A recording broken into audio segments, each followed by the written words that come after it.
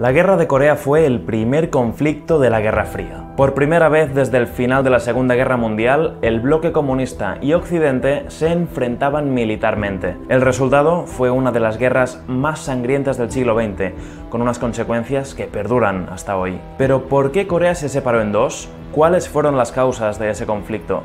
¿Y qué papel jugó Estados Unidos? Para entenderlo hay que dar un paso atrás.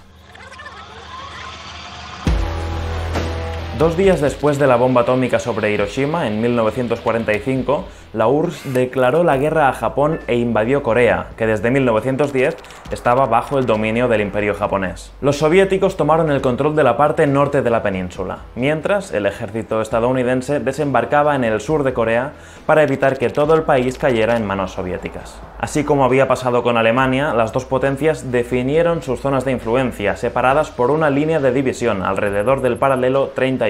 En 1948, sin embargo, esas dos zonas se convirtieron en territorios gobernados de forma independiente. En el sur se constituyó la primera República de Corea, que quedó bajo la órbita de Estados Unidos. Su presidente era Syngman Rhee, un político conservador y nacionalista. En el norte, en cambio, nació la República Popular Democrática de Corea, de orientación comunista y liderada por Kim Il-sung. Cada uno de estos dos estados reclamaba soberanía sobre toda Corea, y la tensión fue escalando. El 25 de junio de 1950, las tropas de Corea del Norte cruzaron el paralelo 38 e invadieron el sur de la península. Con el apoyo de Stalin, el ataque de Kim Il-sung tomó por sorpresa a la comunidad internacional y a Corea del Sur, que tuvo que replegar sus fuerzas militares. Pero entonces Estados Unidos decidió intervenir. Hay que recordar que el mundo se encontraba en plena Guerra Fría entre el occidente capitalista y el este comunista. La República Popular China, proclamada por Mao Zedong en el 49, se convirtió pronto en un gran aliado de Corea del Norte, y lo sigue siendo aún hoy. El presidente estadounidense de aquel momento, Harry Truman, quería evitar cualquier intento de expansión del comunismo, como ocurrió luego en Cuba y Vietnam. A Truman le preocupaba que si el comunismo conseguía dominar Corea, el siguiente país en caer sería Japón, que era muy importante para el comercio estadounidense. Así que con la autorización de Naciones Unidas, las tropas de Estados Unidos y de otros 15 países, entre ellos Colombia, desembarcaron en Corea en septiembre de 1950. A base de bombardeos aéreos intensivos, los estadounidenses arrasaron ciudades norcoreanas enteras, pero las fuerzas norcoreanas de Kim Il-sung, con el apoyo de Stalin y de Mao, se defendieron y contraatacaron a lo largo de los 3 años que duró el conflicto. En ese tiempo, la frontera entre ambos estados se movió en varias ocasiones. Murieron más de 3 millones de personas, entre ellos al menos 2 millones de civiles.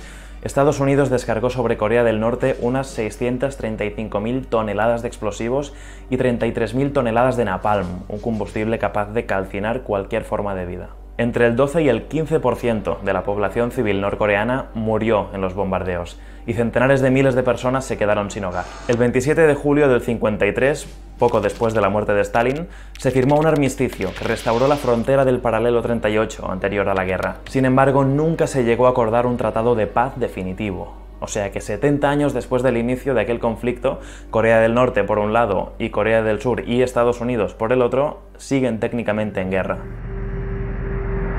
Una vez terminado el conflicto en el 53, la situación fue distinta en ambas Coreas. En el sur, Syngman Rhee gobernó de forma autoritaria hasta 1960. En los años siguientes se alternaron gobiernos democráticos y regímenes militares, hasta que a finales de los 80 se consolidó la democracia. En el norte, Kim Il-sung instauró un régimen totalitario y gobernó hasta su muerte.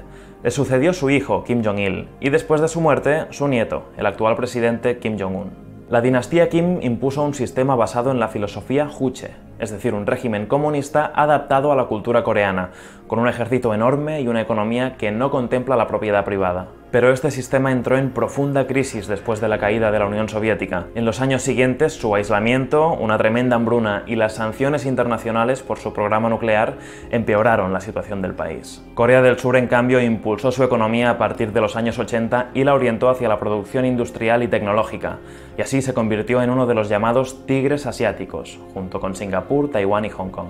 En los últimos 30 años, los ciudadanos surcoreanos triplicaron su riqueza, mientras que los norcoreanos siguen estando entre los países más pobres de Asia, según algunas estimaciones estadounidenses.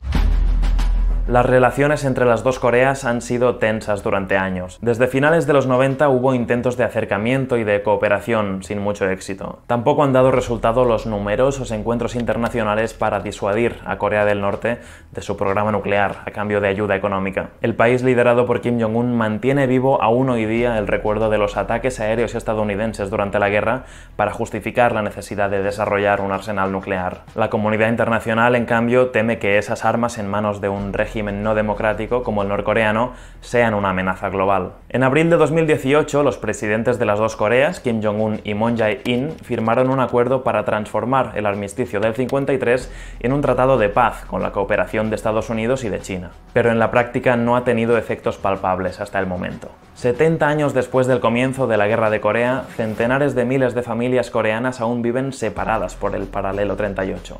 Esa frontera sigue siendo una de las más militarizadas del mundo y una de las últimas herencias de la Guerra Fría. Los historiadores calculan que durante la guerra el líder chino Mao Zedong envió a Corea del Norte 2 millones de soldados. Entre ellos se encontraba su hijo mayor, Mao Anjing, quien murió durante un bombardeo estadounidense. Cuando Mao fue informado de la pérdida, declaró: "En la guerra hay sacrificios, sin sacrificios no habrá victoria". En fin, esperamos que te haya gustado este vídeo. Ya sabes, si ha sido así, dale a like, suscríbete para no perderte los siguientes y nos vemos en el próximo.